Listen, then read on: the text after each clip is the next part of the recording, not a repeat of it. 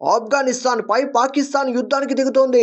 ప్రతిగా తాలిబాన్లు కూడా సమరానికి సై అంటున్నారు. అయితే ఈ యుద్ధంలో ఎవరు గెలుస్తారు? మిలిటరీ ఫోర్స్ లో ఏ దేశం బలంగా ఉంది? ఆఫ్ఘనిస్తాన్ తాలిబాన్ల దగ్గర 1,72,000 సైన్యం ఉంది.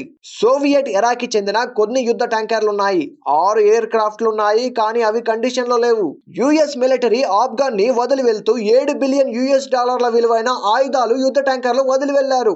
అందులో 78 ఎయిర్ క్రాఫ్ట్లు, 40,000 మిలిటరీ వెహికల్స్, 7 లక్షల వెపన్స్ ఉన్నాయి. పాకిస్తాన్ విషయానికి వస్తే ఆర్మీలో 5,60,000 మంది, ఎయిర్ ఫోర్స్ లో 70,000, నేవీలో 30,000 మంది ఉన్నారు. దేశ ఎకానమీ అడుక్కు తినే స్థితిలో ఉన్నా సరే కానీ పాకిస్తాన్ యుద్ధ సామాగ్రిపై భారీగానే ఇన్వెస్ట్ చేసింది. 120 న్యూక్లియర్ బాంబులు, 400 ఎయిర్ క్రాఫ్ట్లు, 260 హెలికాప్టర్స్. అయితే ఇందులో ఎక్కువ భాగం 81% అన్ని కూడా చైనా నుంచి ఇంపోర్టెడే. ఆపరేషన్ సింధూర్ టైంలో భారత ఆర్మీ పాకిస్తాన్ కి సంబంధించిన కొన్ని మిసైల్స్ ని పేలక ముందే స్వాధీనం చేసుకున్నాయి. కట్ చేస్తే అవన్నీ కూడా చైనా నుంచి ఇంపోర్టెడ్. ఇప్పుడు ఆఫ్ఘన్ తో యుద్ధంలో అసలు అవన్నీ పేలుతాయా లేదా అనేది పాకిస్తాన్కే తెలియాలి. మరో ముఖ్య విషయం ఏంటంటే గెరిల్లా యుద్ధంలో తాలిబాన్లను కొట్టేవారే లేరు. 20 ఏళ్ల పాటు అమెరికా ఎంత ప్రయత్నించినా కానీ తాలిబాన్లు లొంగలేదు.